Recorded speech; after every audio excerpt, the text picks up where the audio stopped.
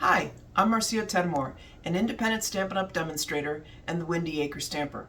Welcome to the 12 Days of Christmas. Let's get started.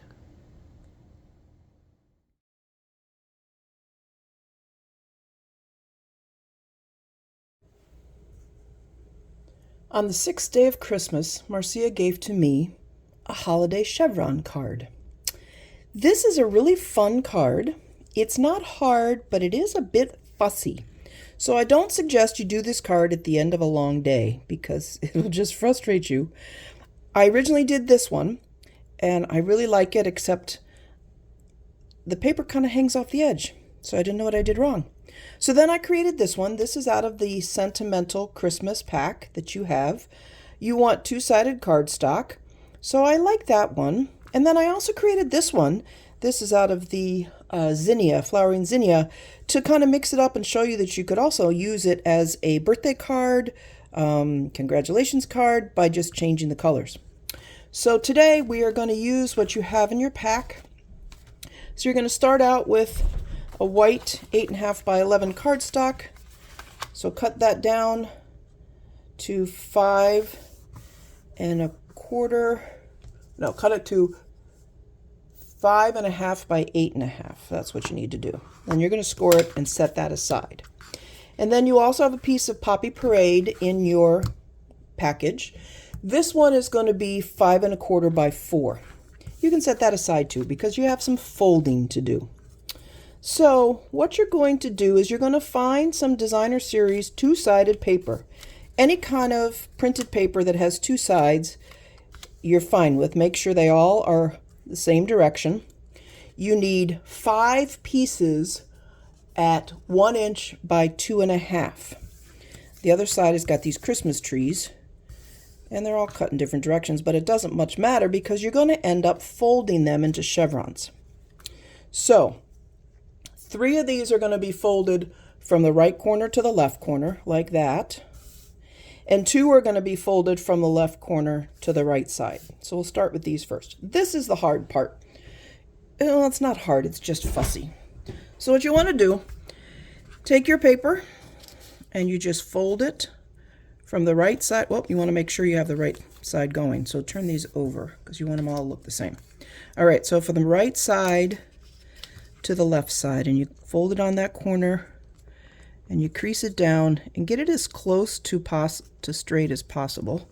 It will make your life easier. Then you turn it upside down and you do the same thing. So this is right to left side. All right. And I suggest a bone folder, credit card, something like that to crease it well. So we have 2. And again, we're going to do a third one. Make sure it's the paper's right direction. Right side to left side on the corner. Turn it upside down. Right side to left side. So you do each end of the paper. And again, try and find that corner if you can. It will make your life easier in the long run. All right. So you have 3 that are right side to left side. And then you have 2 that are left side to right side. And you'll see why in a second. So you find that corner. You might have to manipulate it a little. I don't know that it gets easier. I tried trying a little score mark. That didn't really help any. Turn it upside down, left side to right side.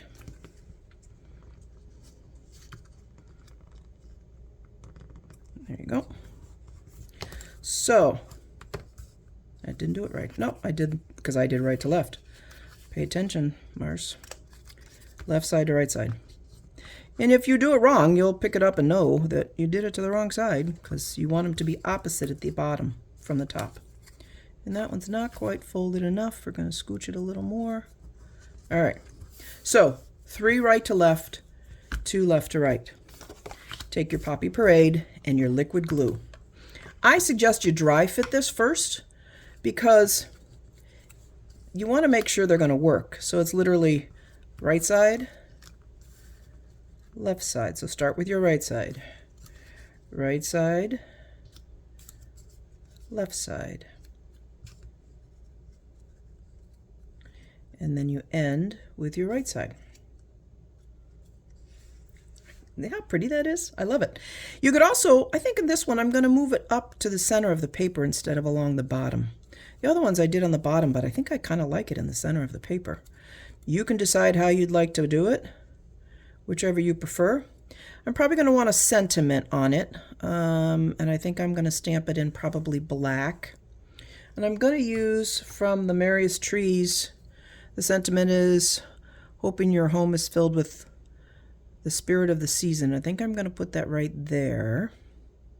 So I'll tell you what I'm going to do. I'm going to stamp first, and then I can manipulate the chevrons second. So again, photopolymer stamp. You want a mouse pad or the Stampin' Piercing mat just to give it some cushion. I sometimes try to avoid this, but it you'll regret it. I always just test it on a piece of scrap paper to make sure I've inked it up right. All right, line this up, line up my stamp, because it's not necessarily on the block evenly. I like that. Okay, so this is, I'm using Memento black ink, a really nice black ink that goes with everything. Black goes with everything. All right, so now we're back to putting my pieces together. So we're going to dry foot right, and then we need a left, and then we need a right, then this is a left. Is this a left? Nope. There we go. This is a left.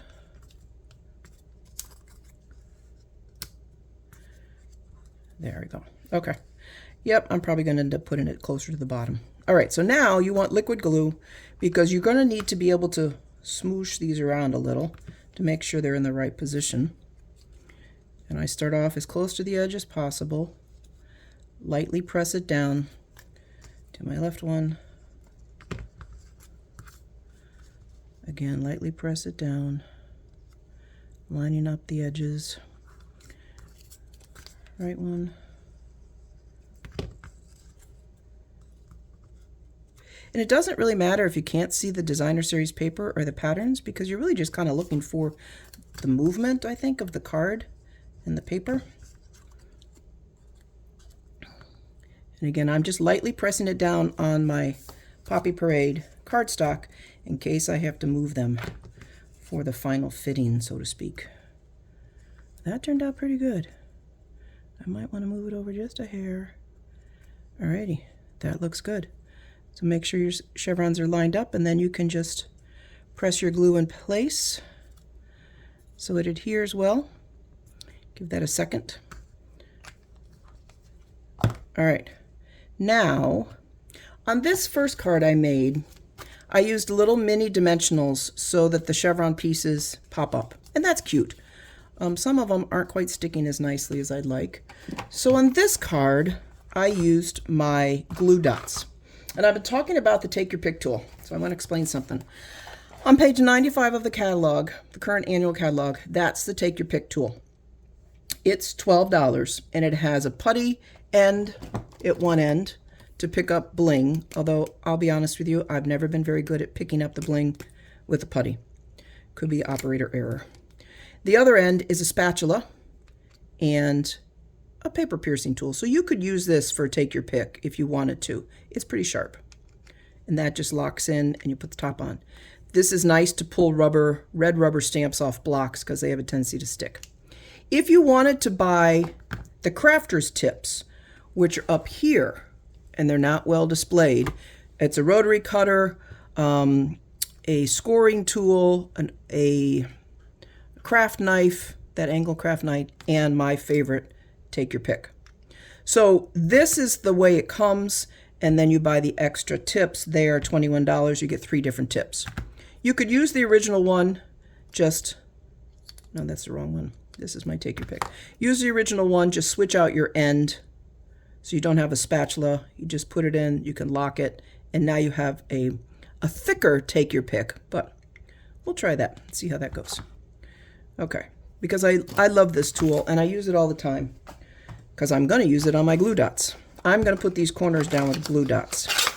And as I've said previously, you don't pick up the glue dots with your fingers because you'll never get them off. You pick them up with the edge of a scissors or take your pick tool. Super simple, super quick. Did I get that one? No, I didn't. And just stick it under there and press it down. Remember to leave a tail because your glue dots will get stuck to everything if they aren't covered.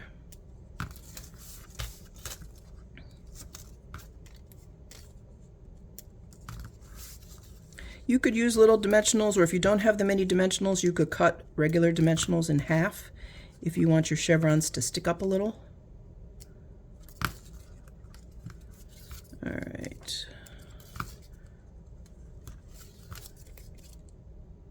This is a fabulous way to use up scraps because it's only 1 inch by 2.5. So it goes there. All right, so that's done.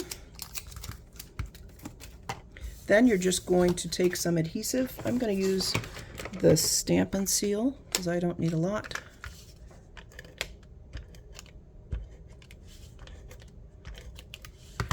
You have a base, your card base, you're going to pull that back in. Make sure the fold is at the top. Oops. Turn it upside down. Alrighty. There you go. In your package from me, you got some bling. You might want to add some bling to this card. Generally, you want to do it in odd numbers. 3 or 5 would be enough because the eye likes odd numbers. So that's the chevron card. I hope you enjoy it. Thank you for coming to the 12 Days of Christmas. See you tomorrow.